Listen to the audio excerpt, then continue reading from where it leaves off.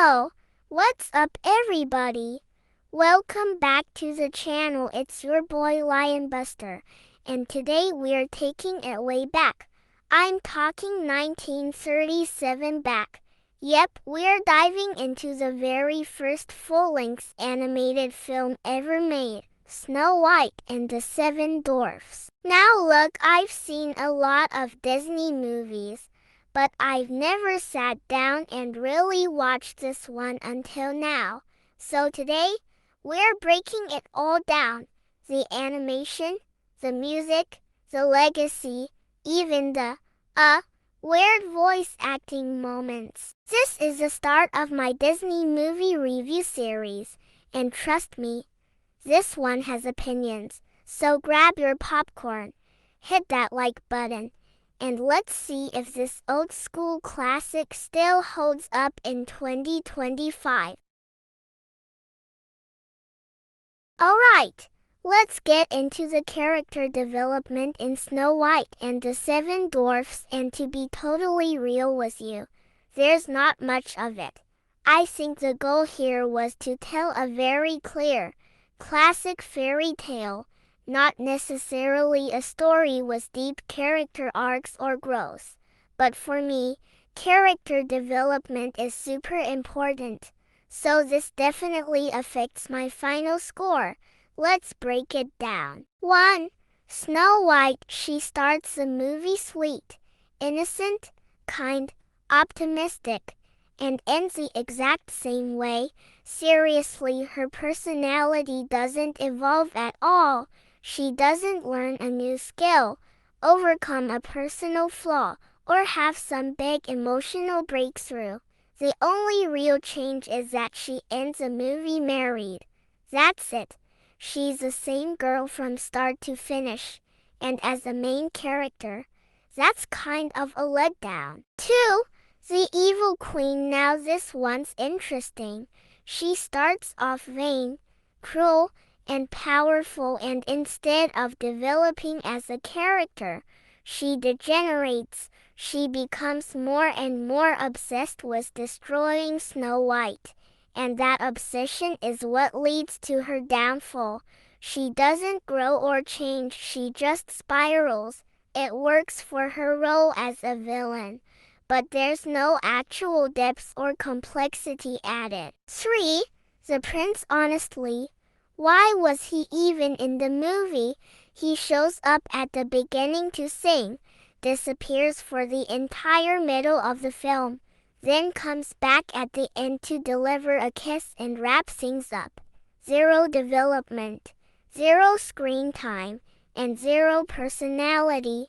He's more of a plot device than an actual character. 4. Grumpy. Now this is the one bright spot. Grumpy actually has a real character arc. At the start, he's cranky, suspicious, and super negative about Snow White being in the house. But over time, he softens up. He warms up to her, cares about her, and is even devastated when he thinks she's dead. It's subtle, but it's real. Grumpy goes from to end in this movie. That kind of change actually stands out. So overall, character and development gets a 4/10 from me. It's one of the weakest parts of the film. Almost everyone stays the same from beginning to end. And for a story that wants to make you care, that's a big miss. But hey, at least Grumpy saved the category from a total fail. For its time, the animation in Snow White and the Seven Dwarfs is nothing short of groundbreaking, being one of the first full-length animated feature films, and in color no less. It must have been incredibly refreshing and awe-inspiring for audiences in 1937. The use of Technicolor brought a vivid and dreamlike quality that made the fairy tale world feel magical and alive. Even watching it today, it's hard not to admire just how impressive the animation was for its era.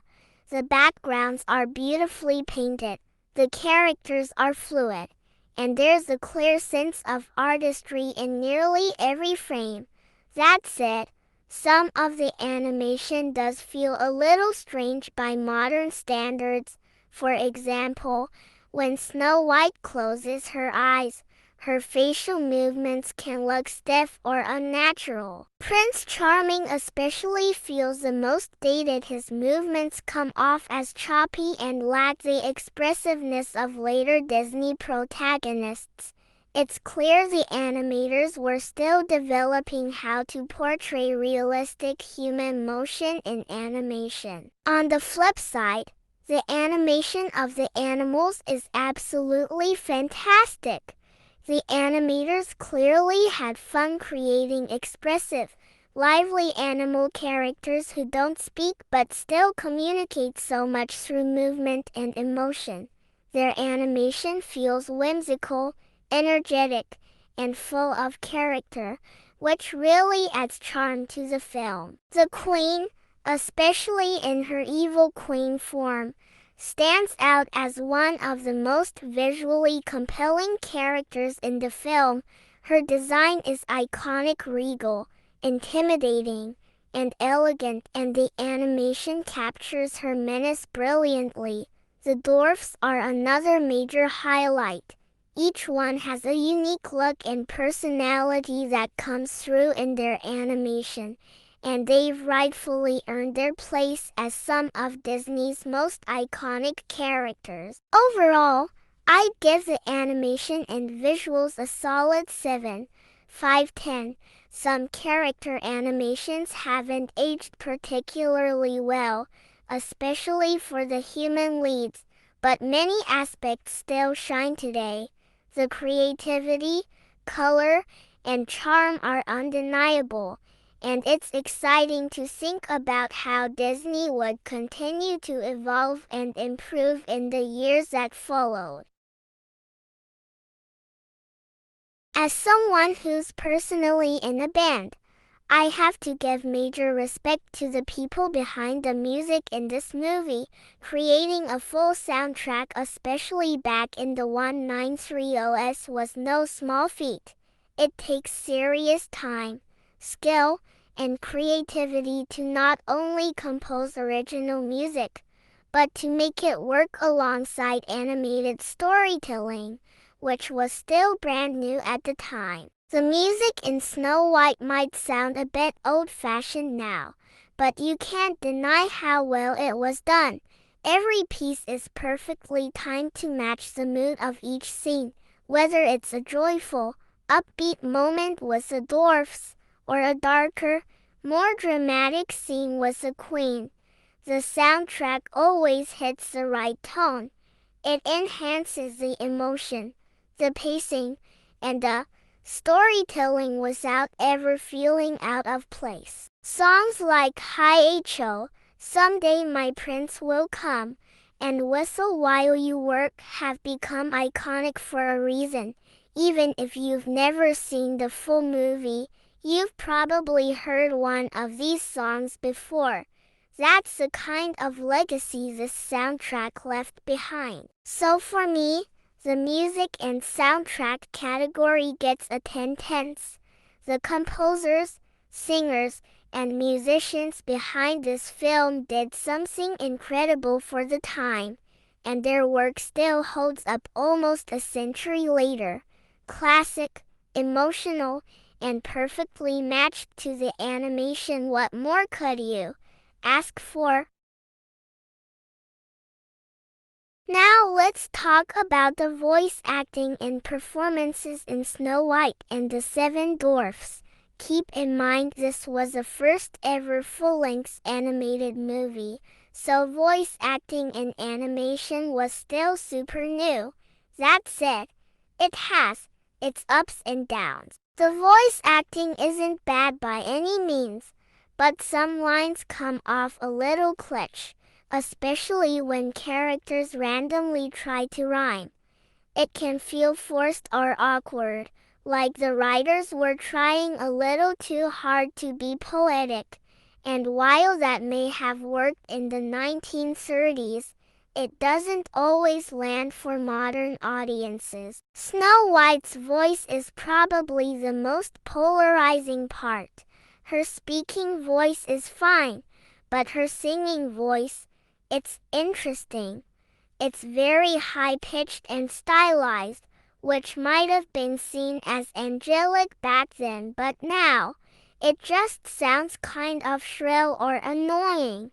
It feels like if she went for big, powerful notes more often, it might actually work, but since she doesn't, it just ends up sounding weak or unnatural. The prince's voice is in the same boat, bland, kind of choppy, and not super memorable.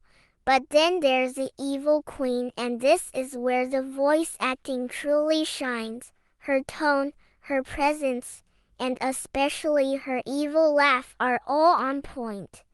It's dramatic, intense, and iconic in all the right ways. You can feel her villainy just from the way she speaks and cackles. It fits her character perfectly and helps solidify her as one of Disney's most classic villains. So for voice acting and performances, I'm giving it a 6/10. It was solid for its time, and the Queen absolutely steals the show. But overall, a lot of the voice work hasn't aged super well and can be tough to sit through at times. Let's talk about the emotional impact of Snow White and the Seven Dwarfs, because surprisingly, this movie hit harder than I expected. For most of the film, the emotional tone is light, cheerful, and whimsical. You're hanging out with singing animals, goofy dwarfs, and a super sweet main character. But then boom, the poison apple scene hits, and everything changes. When Snow White takes that bite and slowly collapses to the ground, I'm not gonna lie, my heart actually stopped for a second. It was haunting. The music, the pacing, the animation, it's all perfectly timed to build that emotional punch. And the fact that it's the forest animals who alert the dwarfs makes it even more powerful, because you see how deeply she connected with everyone around her. Then you've got the chase scene with the queen. It's dark, stormy, and intense. Watching her fall to her death off the mountain adds to the feeling that everything just exploded all at once. It's honestly impressive how dramatic it all gets without feeling too over the top. The only issue, once the storm clears and things calm down, the emotional energy drops hard, like 100 to 0. After that incredible build-up, the ending, while sweet, doesn't hit as strongly as the big climax. Nothing after the poison apple scene made me feel quite as overwhelmed or locked in emotionally. So overall, I'm giving emotional impact an 8/10. That one major scene absolutely delivers and left a real impression. It's just a shame that emotional intensity didn't carry through to the rest of the film. So, if you didn't know, Snow White and the Seven Dwarfs is actually based on the original fairy tale by the brothers Grimm. Yep, those guys who wrote a ton of dark, old school stories that definitely weren't made for kids back then. What's super interesting is that Disney didn't just copy the story, they reimagined it. And honestly, they made a lot of big changes that really shaped what we now think of as the classic Snow White. For starters, in the original story, the evil queen wasn't Snow White's stepmother, she was actually her biological mother. Disney changed that because having your own mom try to kill you is a little too dark even for the 1930s. And that's just the beginning. Snow White was only 7 years old when the queen became jealous of her beauty. The queen didn't just try to kill her once, she made 3 separate attempts before the poisoned apple finally worked. The huntsman, yeah, he didn't just fake her death. He actually brought back the organs of a boar to trick the queen into thinking Snow White was dead. There was no true love's kiss to bring her back to life. It was a much more random, less romantic revival, and maybe the darkest part of all. The queen's punishment in the end was to wear red-hot iron shoes and dance until she died. Yep, Disney definitely toned that one down. Learning all these differences honestly surprised me. Some of them are super wild, and as much as I love Disney's version, I can't lie, some of the original grim details are cooler and way more intense. There's a level of depth and dark fantasy in the original that's kind of awesome in its own way. So for this category, originality and creativity, I'm giving it a 9/10. Disney didn't just adapt the story, they made it their own while still keeping the heart of it alive. And even though I personally like a few of the grim elements more, I have to give props to how creative Disney was in turning something so grim literally into the first ever animated feature film ever made. Let's talk about something that can make or break a movie: pacing and structure. And honestly, I was pleasantly surprised by how well Snow White and the Seven Dwarfs handles this. The story moves scene by scene with really solid flow. Each moment leads naturally into the next, and it never feels like it's dragging or stuck in one place for too long.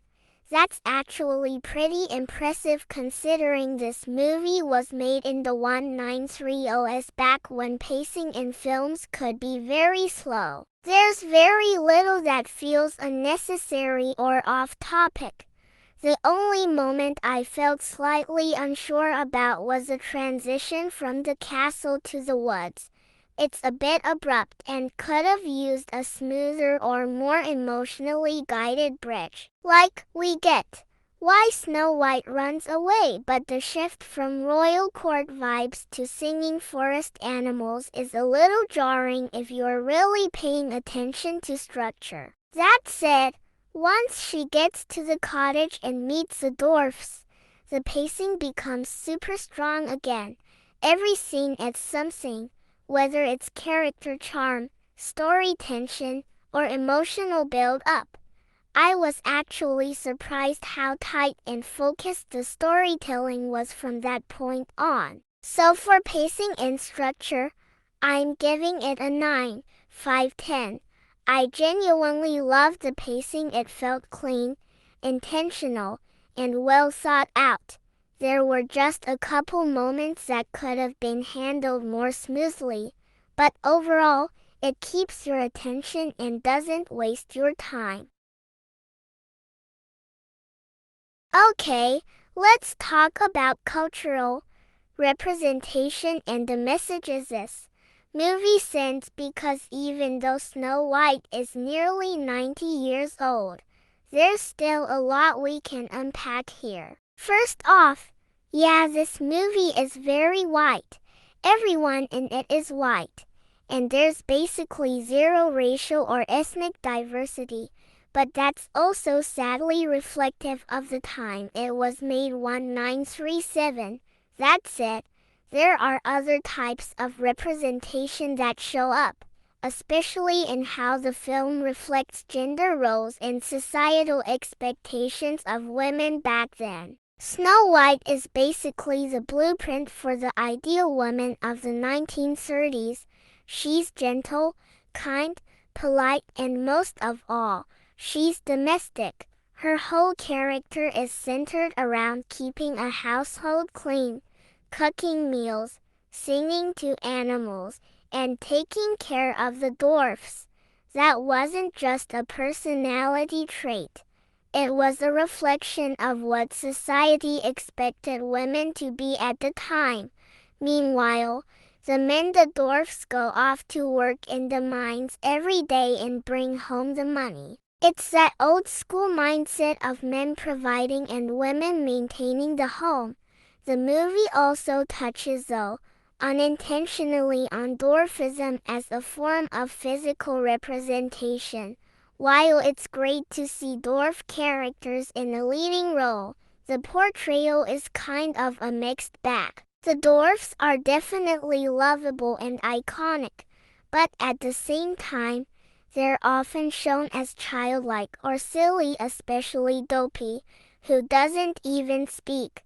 That portrayal can be seen as reductive and doesn't do much to explore them as complex individuals. So while they are represented, it's not 2631 necessarily in a fully respectful or accurate way. So overall, for cultural representation and messages, I'm giving it a 6/10.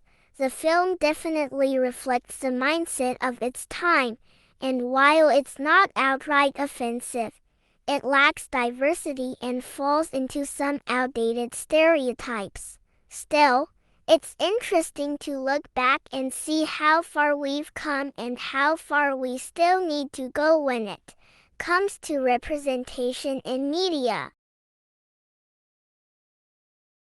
Alright, this category is a textbook definition of a mixed bag. Let's start with rewatchability. For me personally, it's low, like, really low. I respect the movie for what it is, but I genuinely don't see myself sitting down and watching this again anytime soon. Not because it's terrible, it's not. It's just not my type of Disney movie. I can probably name 1,000 movies I'd rather rewatch before this one. It's charming, but not in a way that sticks with me long term. But then there's legacy, and oh boy, this movie's legacy is legendary. This was the first ever full-length animated film, and it literally changed the future of animation, storytelling, and Disney as a whole. Like, Snow White walked and sang to animals so every other Disney princess and Pixar character, and maybe even Sonos could run. The legacy of this movie is so powerful, it could solo the MCU. So yeah, rewatchability, pretty low, legacy, practically unbeatable. It's wild how a movie can feel so meh to me personally, yet still be one of the most important films in animation history. Overall for this category, I'm giving it a split score. Rewatchability 4/10, legacy 11/10. Seriously, it's that iconic. And that's my honest breakdown of Snow White and the Seven Dwarfs. Was it perfect? Nah, but it was historic, iconic, and low-key dramatic in all the best ways. Do I want to watch it again? Probably not. But do I respect the legacy? 100%. If you made it this far, you're a real one, so don't forget to like, comment, and hit that subscribe button for more movie breakdowns, reactions, and maybe even some toy showdowns coming your way. Let me know in the comments what classic Disney movie I should review next, or if you agree with my take on this one. Until then, stay creative, stay curious, and I'll see you in the next video. Peace out, Lion Gang.